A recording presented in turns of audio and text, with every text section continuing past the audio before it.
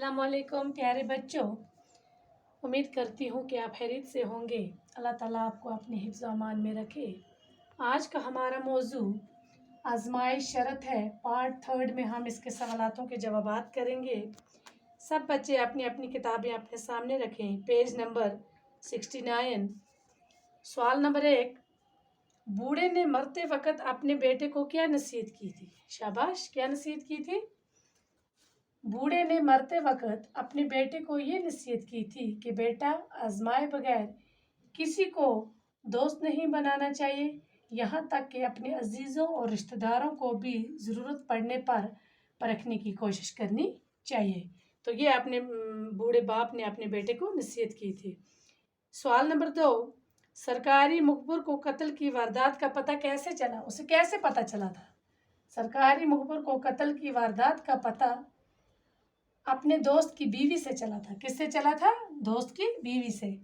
सवाल नंबर 3, मुखबिर ने पुलिस को क्यों इत्तला दी थी? शाबाश, मुखबिर ने पुलिस को इत्तला इनाम की लालच में आकर दी थी। किस वजह से दी थी? क्योंकि उसने इनाम के बारे में सुना, उसको लालच हुई, तो इसी वजह से उसने इत्तला दी। सवाल नंबर 4, नौजवान ने कत्ल का ढोंग क्यों रचाया था? शाबाश, नौजवान ने कत्ल का ढोंग अपनी बीवी और अपने दोस्त की आजमाइश के लिए रचाया था। उनको आजमाने के लिए उसने रचाया था। सवाल नंबर 5, इस कहानी से हमें क्या सबक मिलता है? शाबाश, इस कहानी से हमें यह सबक मिलता है कि बगैर आजमाए किसी को भी अपना दोस्त नहीं बनाना चाहिए, चाहे वो आपका कोई करीबी ही क्यों ना हो। करीबी अजीज हो, रिश्तेदार हो, कोई भी हो, तो बगैर आजमाए आप किसी को भी अपना दोस्त नहीं बनाना।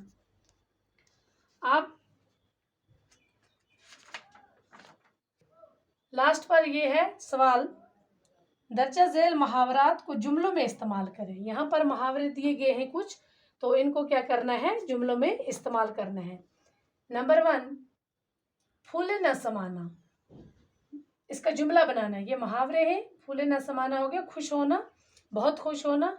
तो इसका जो यहाँ इसका मतलब नहीं लिखना है, इसके सिर्फ इसको जुमलों में इस्तेमाल करना है। फूले न समाना, मैं अपने दोस्त की कामयाबी पर फूले न समा रहा था। दूसरा है ढोंग रचाना, अपने दोस्त को आजमाने के लिए मैंने ये ढोंग रचाया। दिल भर जाना, अपने दोस्त की कहानी सुनकर मेरा दिल भर जाता है। बाग बाग होना, कोई भी अच्छा काम करो तो इंसान बाग बाग हो जाता है, खुश हो जाता है। दिल बर्दाश्ता होना, दोस्त का रवैया देखकर मेरा दिल बर्दाश्ता हो गया। अपना उल्लू सीधा करना, कभी भी किसी का इस्तेमाल अपना उल्लू सीधा करने के लिए मत करो। हक्का बक्का रहना, दोस्त के बेवफाई देखकर मैं हक्का बक्का रह गया। लास्ट पर 10 पार्ट है इसका। उल्टे पाँव लौटना, दोस्त की हरकत देखते ही मैं उल्टे पाँव लौट गया। तो बच्चों, ये हमारा ये जो मौजू था आजमाइश शरत है, पार्ट 3 में मैंने इसके सवालातों के जवाबात आपको लिखवाए। तो सब बच्चे अपनी अपनी नोटबुक पर ये लिखेंगे और याद भी करेंगे। बस आज के लिए इतना ही काफ़ी। खुदा हाफिज़।